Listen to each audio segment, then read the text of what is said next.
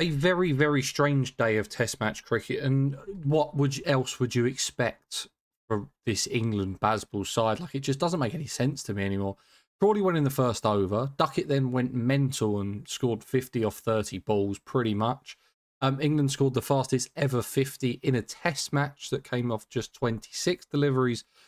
Duckett went on to make 71. Pope 121. Brook helped with a 30. Stokes put in another 69. A couple of 30s from Smith and Wokes. It was Alzari Joseph and the two spinners of Hodge and Sinclair that helped West Indies pick up the wicket, as England were bowled out for 416 at the stroke of the end of day one. On a day that you've got to say are probably in England's favour. Now, the day started off with Zach Crawley going for a 3-ball duck. And from that first over, I genuinely thought that, mate, are we in for like a bit of an odd game? Like, is bowling going to be good? Because I looked at the pitch, I saw the toss, and I thought, probably want to bat first. And then there was Stuart Broad on commentary saying that, no, batting day 2 and day 3 are the best batting times for West Indies. And realistically, I think the toss was down to, I don't want to see my team 120 all out again, rather than the pick of the conditions. I think the West Indies have probably thought, bowling's our better suit, we're going to have a bowl. And they were poor in the field today. They really were. I think there was 4 or 5 drop catches, 20-odd misfields that involved extra runs, and just relatively sloppy in the field. And that's not something that you expect to see from a West Indies side.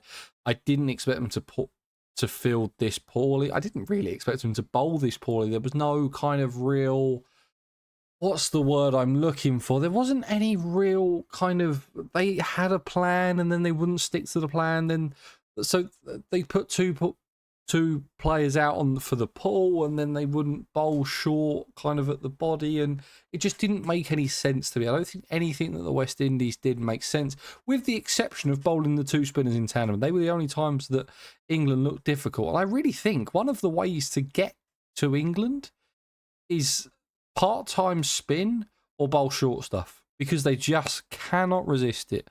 Hodge ended up picking up 2 for 44 from his 10 overs. Sinclair 2 for 73 from 22. Brathwaite bowled just the 3 balls as well for a bit of spin. Who do we have? Shamar Joseph limped off with another injury. Looks like his hamstring is showing up again. But no, relatively poor from the West Indies. And that's all I really want to say for the West Indies today. I feel like we know whereabouts they are in their Test match cricketing ability. I think they're probably better than what they showed today. I mean, they beat Australia at the Gabba like 6 months ago. Like, I really don't want to count this team out, but Jesus, they looked poor today. They really did. But Zach Crawley, 3-ball duck, first over. Ben Duckett then was knocking on the door of Gilbert Jessop's record at one point, but he ended up 71 from 59 until he edged behind. Ridiculous innings from Duckett. Duckett really just looks like he's never going to get out, and then just gets out, which seems to be the problem for most England batsmen, is that they just look like they're going to absolutely hammer a team and then they just find a way to get out. Very similar story with Harry Brooks, 36. Again, looked like there was no way that West Indies could ever get him out, and then he tries to like paddle sweep and just knocks it with a toe end.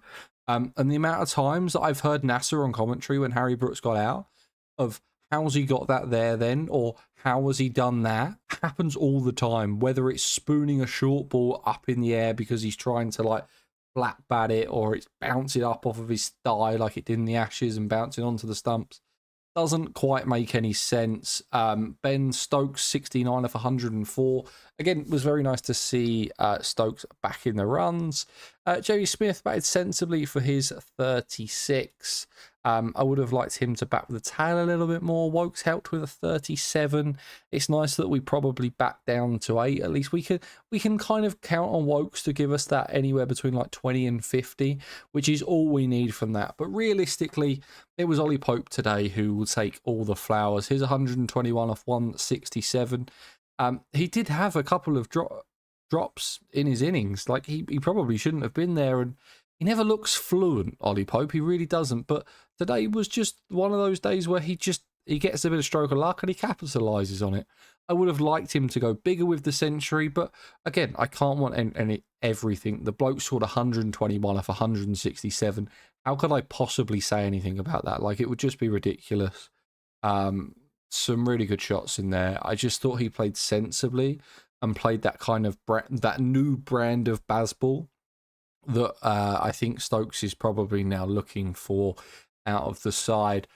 Joe Root's dismissal was a bit odd. It kind of seemed away from me, spoon one up in the air. But again, I want Joe Root to score 100 every time he goes out to bat, just because I think that he's that good. But I can't expect him to score 100 every time he goes out to bat. In terms of where I feel the game is, I think England are massively ahead, but I do think that they probably left runs out there. I don't think 416 is it's completely enough runs. We probably won't even have to bat again. I mean, we might do, just to give it a bit of a slog and hopefully to get some beer money in for Trent Bridge. Hopefully, I mean, otherwise it's not going past day 3 at this point. I might be completely wrong. West Indies might come out tomorrow and it's an absolute road. And they pick up wickets, or they just pile on the runs. I can't personally see that happening. I think the pace of Wood and Atkinson is going to blow them away. The skill of Wokes, I don't know whether I don't really know how this wicket's going to play. There might be a little bit in it first thing in the morning, so Wokes might be able to do a little bit with the new ball, and hopefully we get to see Bashir. I mean, we've sort of seen like 30 overs of spin today, so hopefully we see a bit of Bashir. I have missed seeing him, really. I mean, he didn't get to bowl in the last game. I'd really like to see Bashir.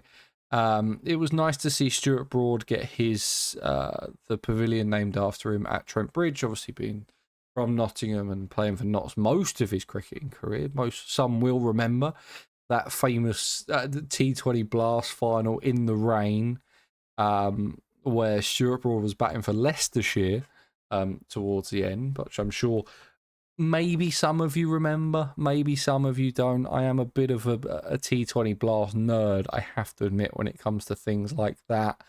But that's kind of the summary of England batted well. They didn't bat perfectly. They probably could have scored 600 if it wasn't to a stupid shot from Root, a stupid shot from Brook. I mean, Harry Brook is yet to score 100 at home. So he didn't score 100. I'm trying to think of the series that we played. He hasn't played in a lot because obviously he didn't go to India, and I think he actually would have cashed in India. But so he didn't play, so he hasn't really played Test cricket since last summer, which he didn't score one in the Ashes, and then before it was when he kind of made his debut against Pakistan and New Zealand. But yeah, probably could have cashed in. Stokes should have scored a ton. Jamie Smith probably could have got past 36.